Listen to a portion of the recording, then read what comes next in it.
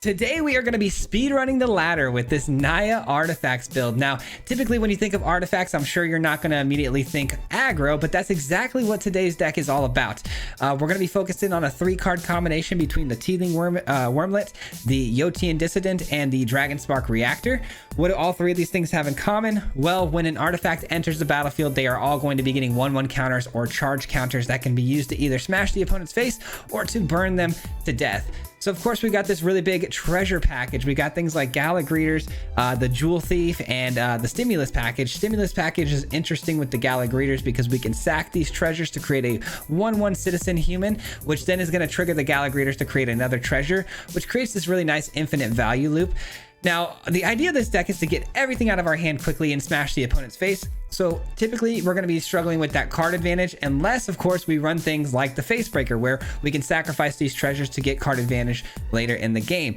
Now, our top end is going to be the Skitterbeam Battalion, which is going to come into the battlefield and make a copy of itself 2 times, creating 3 forms of itself. It has haste. It's going to allow us to run through the opponent very quickly, but not to mention that if 3 of these enter the battlefield, it's going to trigger all of our other things, 3 different times, which is a lot of value. But again, speed running the ladder today is the name of the game. We're trying to grind as fast as possible and get as many wins as possible. Today's deck is going to do just that, and I hope you guys enjoy. There'll be a full deck breakdown at the end of today's video, so stick around for that. In the meantime, down below in the links, there's a full deck list, and if you guys enjoy content just like this, and if you wouldn't mind giving the video a like, subscribe, all that good stuff helps out an absolute ton. We're so close to 10K. I would really greatly appreciate it. But with that being said, guys, enjoy today's video, and we'll see you guys back here at the end. Peace.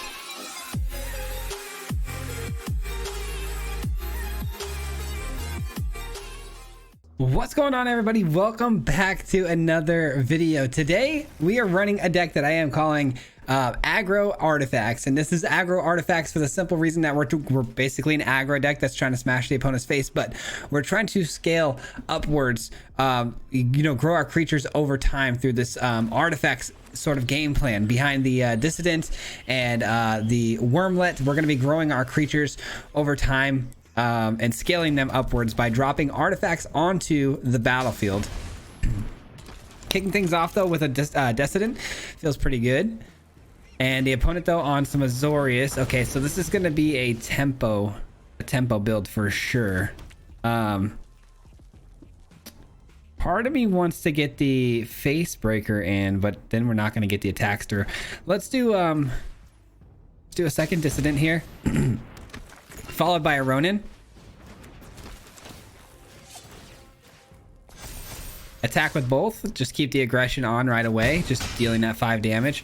And then send us back to our hand, which is always going to be a really nice tool for us to always have something, really cheap to throw onto the battlefield to trigger our creatures and whatnot.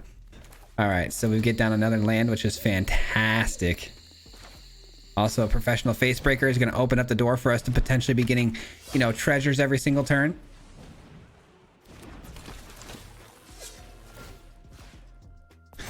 And we send everybody once again. This time, though, we do die to the Blades. Potentially, obviously, they could have like a shore up option as well. So we're going to go ahead and send everybody except for the Ronin. We don't want the Ronin to die because it's, really cheap ability to just keep sending people back. Keep sending people upwards in the ladder. And there we go. We get a treasure, which is then going to trigger all of our 1/1 counters even further. End our turn. Not to mention, now we can start drawing cards off the Facebreaker, which feels great. Angel Fire Ignition, that's going to juice them back up really quick as far as their life total goes, because that's got double strike. So that's pretty tough.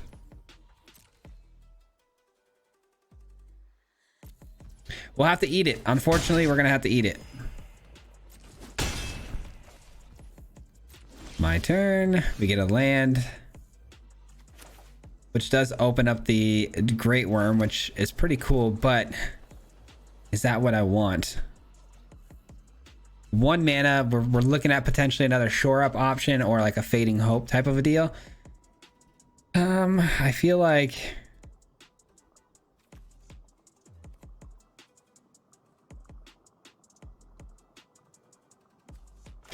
I don't know. I feel like it might be just Jewel Thief here, getting in the Ronin as well, just really triggering everything the best we can. Get this up to a 4-5. Get this in.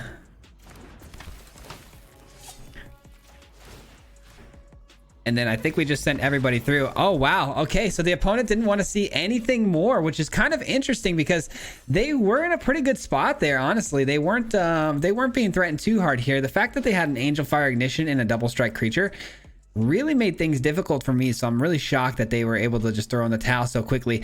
But we were scaling up pretty quickly here. Getting in the Ronin every single turn was not very helpful for them because these two were just popping off. But I mean, I guess good first game. Let's go.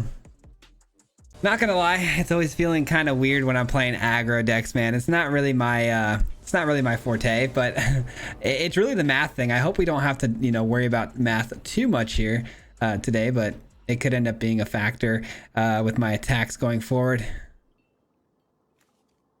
I mean, I love this hand a lot, actually. This is actually a fantastic hand. Gala Greeters is going to be one card that they're going to have to answer, either that or it's going to really run away with the game. Not to mention Skitterbeam Battalion late game.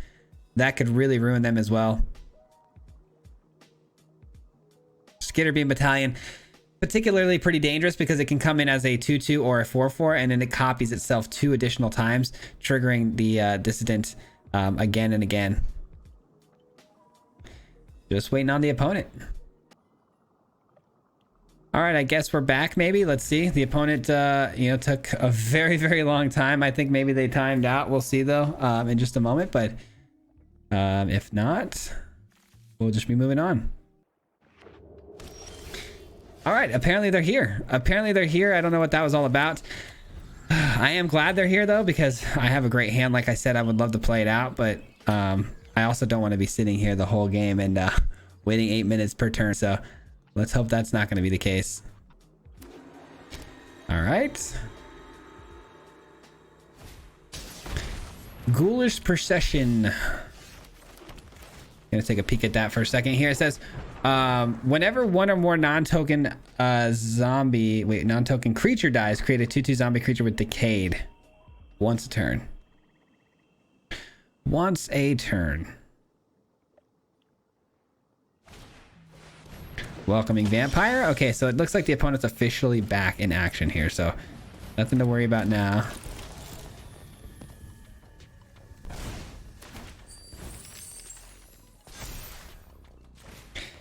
Drop this in with haste. Get this thing. Another 1/1 counter. Another 1/1 counter. Get it up to 4. Swing on in. Attack for 4. The opponent obviously not having a very good block here against the Gala Greeters. That turned around pretty quickly. We get the Gala Greeters in on 2, and it's already up to a 4/4. That's pretty awesome.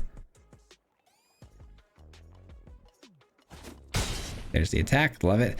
And we have a treasure, by the way, too, which does trigger potential Skitterbeam next turn. If we can get that down, to be great. Wedding announcement. Nice.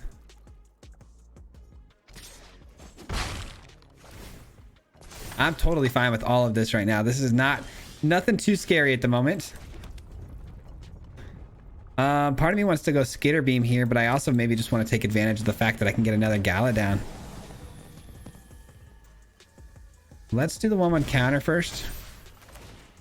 Get this in. Now trigger both treasures.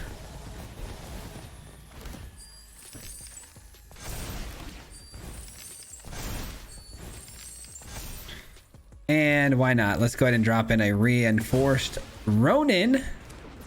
And let's give 2 life, 1/1 counter, 1/1 counter. I mean, look at the scaling of our attacks, guys. Like, we just scale upwards so quickly. This is actually ridiculous. Like, how fast it happens of just getting all these treasures, scaling up our creatures is absolutely bonkers. They're not going to be able to keep up. And let's keep in mind, the opponent went first, like, and we're well ahead of them right now. They're on the back foot just trying to keep up and breathe at the moment. And they have no idea that we have a Skitterbeam about to drop down on them. And with the Skitterbeam, it's going to be an absolute wrap up here. All right, Rite of Oblivion does take out the Gala Greeters, but that's unfortunate. I don't think that's going to be enough. They're going to get 2 blockers. I guess they could throw a lot of the things in front of us here, but not exactly ideal for them. There's the scoop. We didn't even get the Skitterbeam down, man. If we dropped that skitter beam, it was going to be over for the opponent, but very nice little cleanup there at the end. GG's. All right, well, it wouldn't be a normal day of Magic for me unless people are insta-scooping or roping me, and that last opponent just insta-scooped before the game even started, so just going to leave that out. But rank did just shoot up another notch, which is great. Opening hand here with the Wormlet, I'll take it. This could be pretty solid. How do I maximize it, though, with the Ronin? I don't think there's a way we can. I don't think there's a way we can, so let's get the tap land in first here, and then just go Wormlet into the Ronin this next turn. Because if I go green source here, Wormlet, there's no red source coming in next turn untapped. So Ronin's going to have to wait. And then the Wormlet's just really going to be sitting out there for 2 turns just to get removed. So I think this is the better way to go about it. All right, I guess we offer the trade here. I don't necessarily love the trade here, but I'll take it if it gets the creature out of the way and, you know, potentially our threat's getting through. I don't like the leveler in the yard either. This screams to me like some sort of artifact reanimation type. Okay. Yeah, this is bad. They're doing a pretty good job here of cleaning up the board as it goes. This thing being able to connive is tricky. Okay. I think we just go face breaker here. You know, no brainer. And next turn we go Ronin and then maybe blow up the Informant. We're at 24. We can afford to take a few shots from the opponent here. That's not a big deal. That's pretty nice. That's really nice, actually.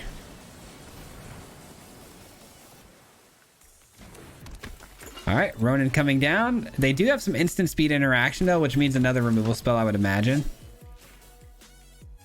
I would imagine. Or that. That's also a problem. Maybe they take the reinforced Ronin, though. That'd be great. They do. Wow. That's good. At least now the Facebreaker can get that treasure for us, which does trigger the Dissident again. And potentially the Skitter Beam coming in next turn is going to get a full pull on the Dissident as well. The opponent, though, again, you know, I'm waiting for that reanimation spell here. Invoke Justice. Or there's a 5-mana enchantment that brings enchantments back from the graveyard. Or artifacts, I think. I think it's enchantments and planeswalkers. It could be artifacts, though, too. I'm not sure. Again, no problem taking damage here. That's fine. Depopulate. You gotta be kidding me. All right. Well, we're gonna lose a very important member of the team there. But we do have Skitter Beam Battalion, like I said, ready to kind of go here. Full send. Full send. That way one of these can attack the Wandering Emperor and get that off the field at the same time, dealing a bit of damage. It's gonna not be pretty, but I think we can get there. They're down to 1 card in hand. I like that a lot. If one of these is a land, we're in pretty good shape. Okay, that's fine. We have 2 more. Love that. Let's go. Okay, this is huge. We're definitely gonna run away with the game, I think, here. All right, double down on the Dragon Spark reactors, which is another really nasty win con, something that's really hard to get rid of because it's an artifact.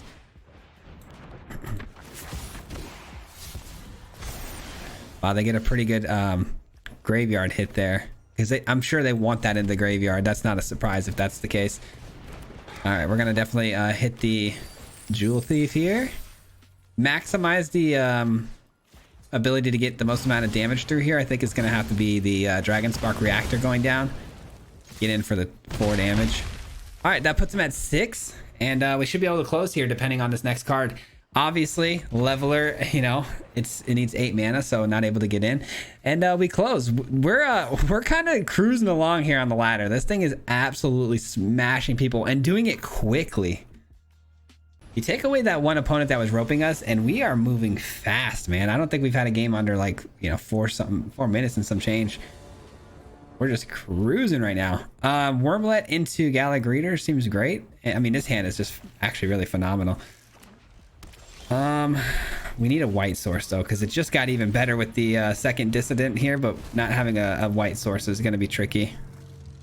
Can I borrow that? Think I could borrow that, my friend? I'll trade you. All right, that doesn't actually affect us. Normally that does affect us, but not today. Not today.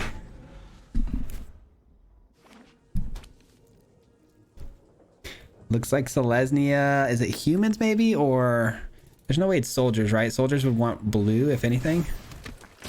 King Darien. Yeah, it's looking like a human or like a legendary tribal type deck. We'll see. We will see. Let's go Facebreaker here because it's going to generate us even more treasures passively every single turn if we can pull off getting some damage through here. But I am going to go Treasure here, get the Wormlet up a little bit, also giving us that white source we need to drop down either creature here.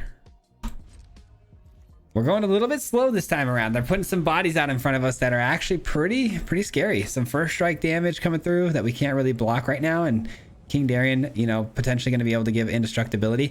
You would think though with King Darien that, you know, they're running some sort of token build, so who knows? Who knows?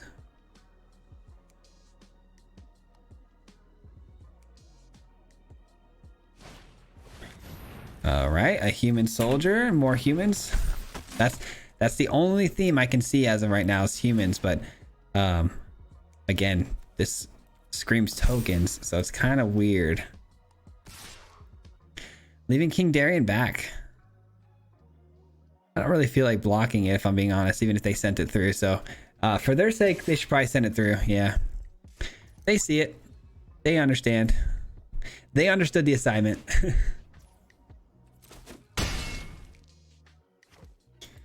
Fair enough. Hopefully the Wormlet can get us there with all the life gain that we get off of it. Another land, but it's not a white source, which makes things a bit tricky. A bit tricky.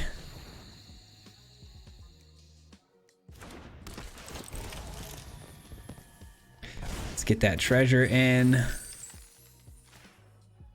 Let's get the Facebreaker going here. I think the Facebreaker is the creature I want to send through here, so it makes sense if I want to maybe just slam that with the 1/1 counters potentially.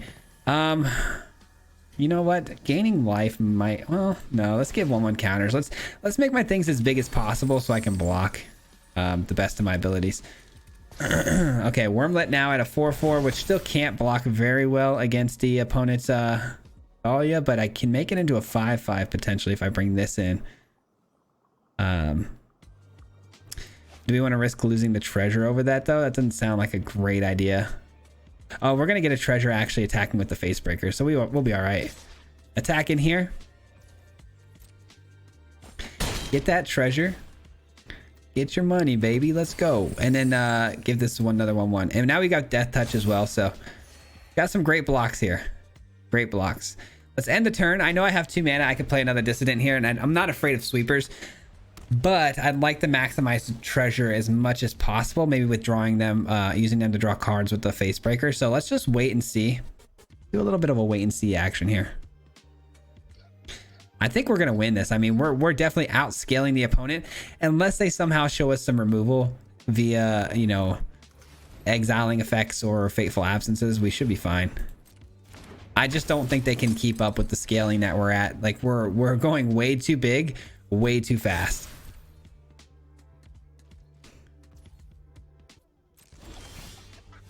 All right, we get another white source, which I guess kind of helps.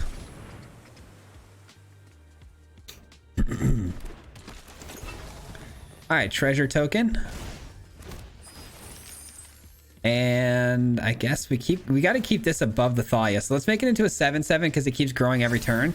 So let's keep it above the Thalia, and then from there, now I can start to look for other options here. Let's go and sack the treasure that's tapped here. See what we hit off the top of our deck. Oh, don't mind if I do. Don't mind if I do. Now, there's not going to be a... Oh, there is actually a ton of things that are for 3. Well, maybe I should look into that. Maybe I should draw 1 more card here. Maybe 1 more card. Professional Facebreaker really ties this deck together, man, like glue. It really does. Being able to draw extra cards all the time. This deck can run out of juice pretty quickly because of sweepers and stuff like that. So it's just nice to be able to just, you know, keep the ball rolling.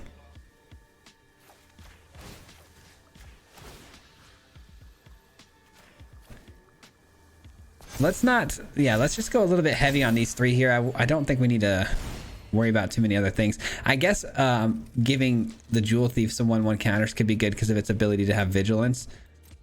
Do we start attacking here? I mean, we have more creatures. They are bigger and badder. Yeah, I think we go through here. Let's go. I think it's time to start pulling the trigger. We've played enough, you know, we played it slow enough, and now it's time to get aggressive. I can't imagine the opponent's going to have too many good options for blocking here. Banala probably going to give itself indestructibility, I would imagine. So they lose a card out of their hand here, which that means the Jewel Thief definitely did its job. That's pretty good. That is pretty good. Yeah. All right. Gotta respect it. Gotta respect it. Banala goes down, though. They don't actually save it. Interesting. We get a treasure out of the deal. No, let's spread the love around. Let's get wide. They're down to 8. Let's get wide. All right. Ronin comes back to the hand, which can allow us to trigger all 3 Dissonance next turn. And we've also got plenty of treasures to eat to potentially find something off the top of the deck to utilize as well. I don't see a way the opponent gets out of this, but you never know. You never know. That's a good card. It pumps up the whole squad.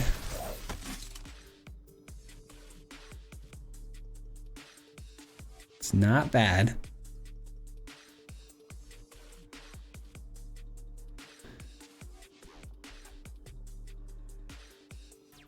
Waiting on that last card in hand here. It must be something relevant, I would imagine. It must be something playable, at least. Did they play a land this turn? It could be a land, actually. Just be a land. It's definitely not just a land. All right, that's going to give lifelink, flying, all sorts of stuff here. And it flies itself, so it can get over the top for some damage, which you hate to see.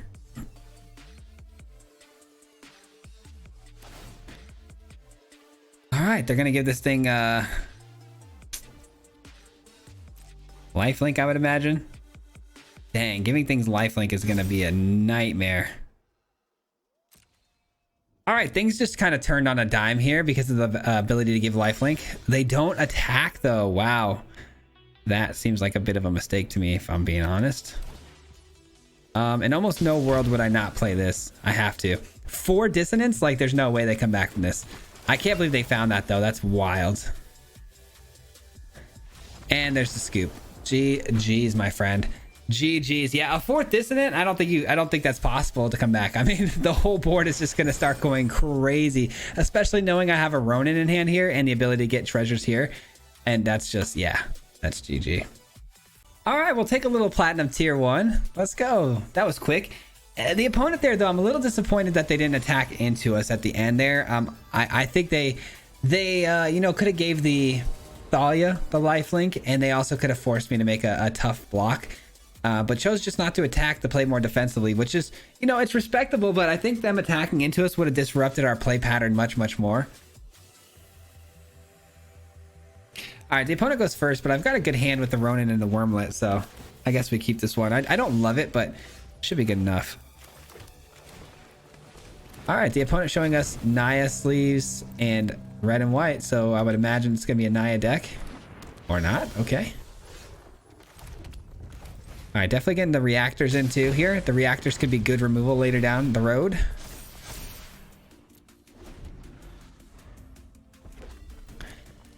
Maybe it's Mardu Angels.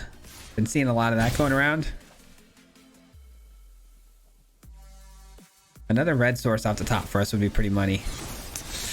Yeah, that's pretty good. That's pretty good.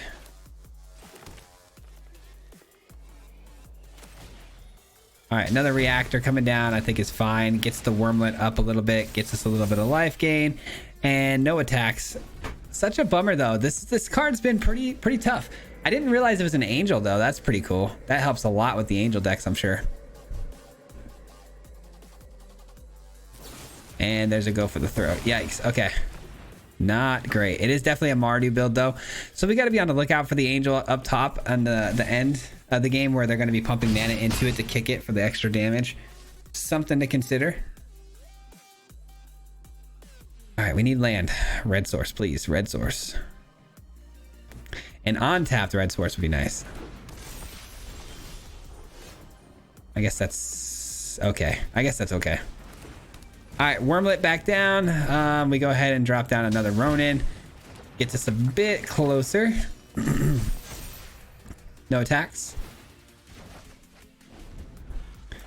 Yeah, the mana's just not there on this one. I think we're probably going to die here, especially because they've got this, you know, Seraph down early and they're going to be gaining life at some point, I would imagine. But they just keep giving it vigilance, which is fine. The beatdown is there and, you know, I can't get any attacks back going the other way. So respect on that. Yeah, that'll do it, unfortunately. No red source there, which means we're going to have to eat some damage to play anything red. Yeah, that's toast. Good game, my friend. Good game. Man, Mardu Angel's a serious threat right now. Good competitive deck. Maybe I should look into that. GG. Well, if you're gonna lose, you know, might as well lose quickly, and also when you know, rank up on the tier ladder. So Platinum Tier 1, nice, because we just lost a game and we don't get actually punished for it. So it's always a good thing when you just get up to the next tier, because you can kind of get a little loosey-goosey with the game. I get a Dragon Spark Reactor, which is a great win con. I think I want to get the Gala Greeters in here, though. I think that's fine.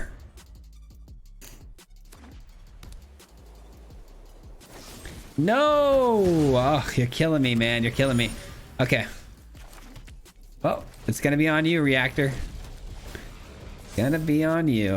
Let's get the Wormlet in, too, while we're at it. Guess I should have done that the other way around. I was thinking I was going to play the Ronin there. I definitely played that backwards. Could have had the Wormlet at a 2-2 right now, but decided to play the Reactor first like a dodo bird, because I thought for sure I was playing the Ronin. I don't know why in my head I was going to go that route, but my brain did this. It had the clear path and then it went completely turned. All right.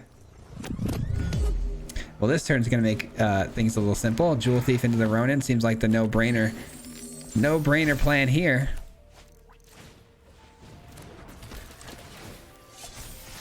Get on in there. 4 damage. Reactor up to 3 already. Only going to get worse for my friend here because we got a Skitter Beam Battalion on the horizon here. All right. Fair enough. Let's get it in there. It's going to be another 6 damage with the, you know, Reactor going up by 3 again. All right, saving our treasure here. I know I can get the Ronin in on that play, but I'm going to save my treasure here because it could be relevant down the road. All right, that thing's going to basically connive here in some sorts. Oh, it's going to make my creatures weak, though, too.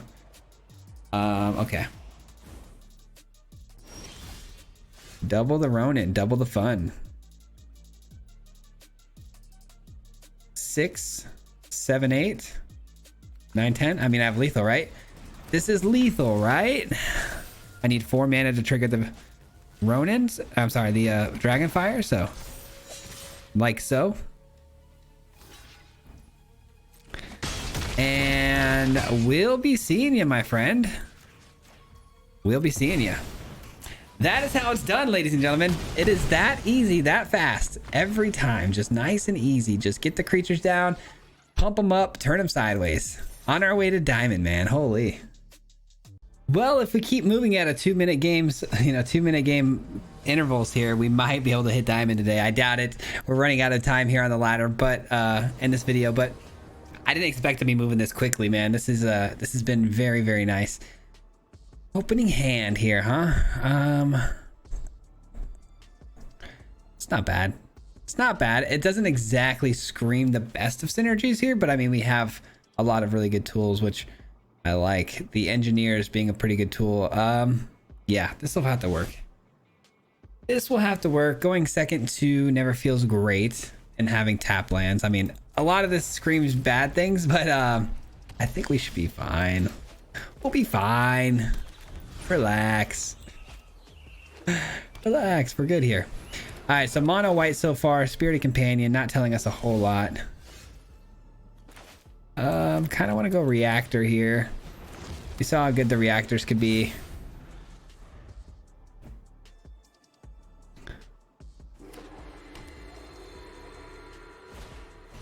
All right, restoration. Okay, so looking like a mono white, maybe glory or brilliant restoration or invoke justice type of a build. I'm not sure.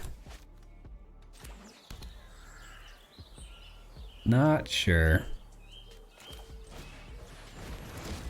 I know this is a big investment play playing a second reactor here, but I think it's worth it. We're not taking any damage here that fast, so as long, I mean, it's kind of a big gamble, but if we get another land here, we can go right into Gala Greeters into the Dissident and then start popping off. But of course that requires a non-tap land and requires the Peacekeeper not to be annoying. Oh, Peacekeeper. Oh, the new Spellbinder. I hate it.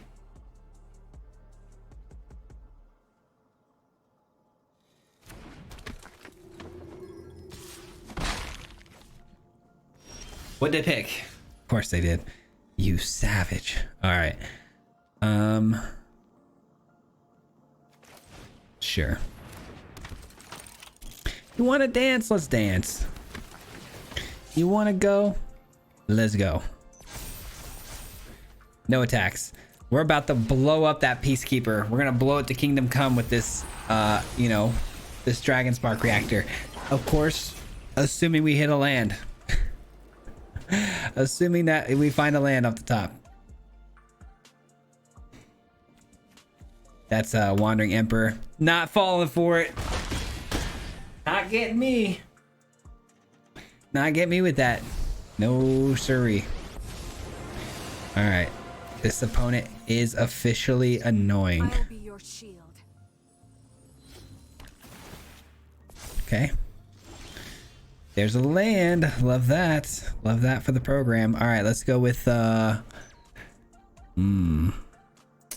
do we go with here? Let's go with shoot. Maybe this, blow up this. And then Ronin takes us to 3. Doesn't help us at all.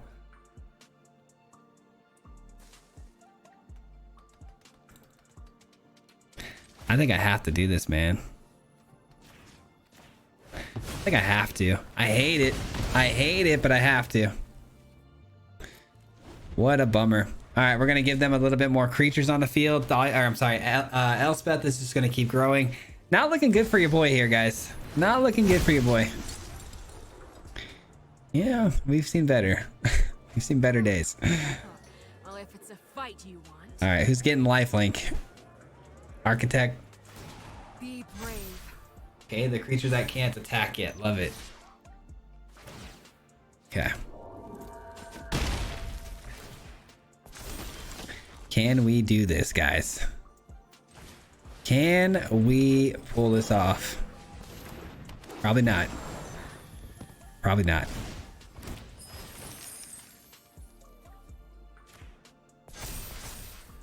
Yep, not gonna happen. We get 2 Gala Greeters in though. That's exciting. That is exciting. So any creatures that come down after this are going to trigger double treasures, which does trigger a pretty big chain of events for us, but little late for that, I think. Staring at the opponent's side of the board here, I'd say their Peacekeeper kind of ruined our game. The Peacekeeper kind of really just took a poo-poo on us here. All right, taking 7 over the top. And I can't really block anything. Well, the 3 I can't block, so... Yeah, no, look, it's pretty much over. It's pretty much over. Another Warden doesn't help my case, you know? Doesn't help a ton with the case. 7, 8, 9, 10. Gonna have to make a block here, which means something dies, which means if something's dying, we might as well double block.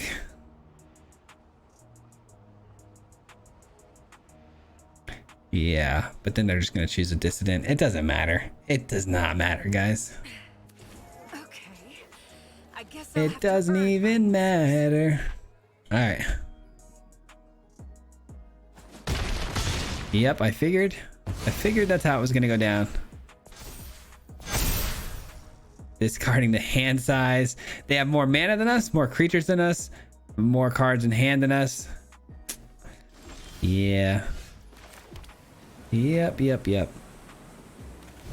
Haha, you didn't expect that, did you? Did you? Talk about turning the game on its head here, huh?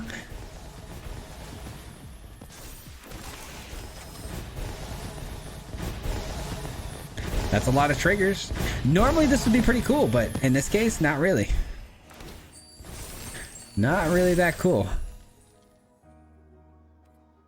See, we had a thing. We were gonna do a thing. We were gonna do a thing, man. Bummer. Just not our game. That just did not go our way, unfortunately. Unfortunate. All right, definitely no diamond today, but we're gonna play one more game for the road. Hopefully getting a nice W under our belts before we move on to the next video, which I'm gonna start right away after this one. And I'm excited because it's going to be an Ascendancy deck, man. We're gonna be doing the Esper Ascendancy stuff. Opening hand here. I'm gonna have to take a mulligan here, unfortunately. There's no red mana in that one. This is a little better. I mean, very slightly better. Yikes. Mono red. You hate to see it. You hate to see going second and then the first person drops a red source down. It's like, come on.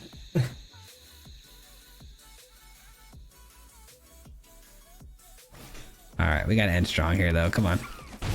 They kept the one lander. Okay. You're saying there's a chance. You're saying there's a chance. What does this thing do? Equipped creature gets 1/1. Becomes blocked. It deals 1 damage to defending player. Okay. Can't believe they kept the one lander. All right, that's gonna bite you in the butt.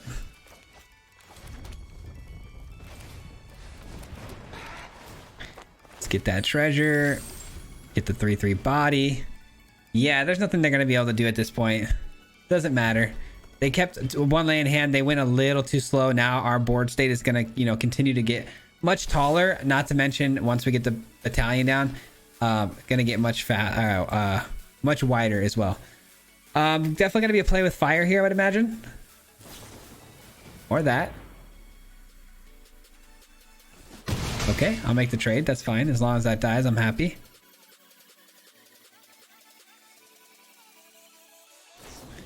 Oh, come on. That's annoying. I like the wormlet off the top there. Wormlet off the top into a battalion next turn could be good. Wormlet is the only thing that's like not like super duper busted, because yes, it gains its life in this particular matchup, pretty busted. Most matchups though, you want the 1/1 counters continuously, and it only gets one 1/1 counter every turn, so it's a bit annoying. You know what else is annoying? A handful of burn spells.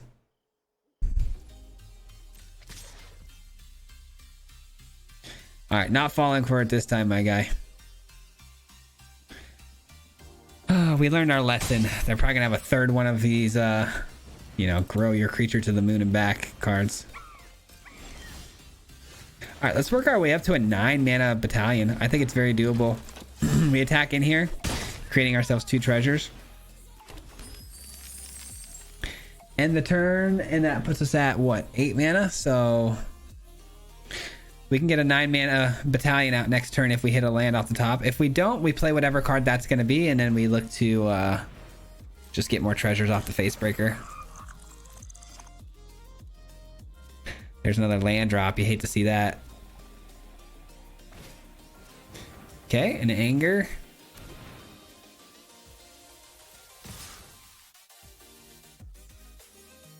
All right, I'm gonna risk it for the biscuit. I'm not seeing any priority holds here right now, so I'm gonna go ahead and risk this for the biscuit and see what happens.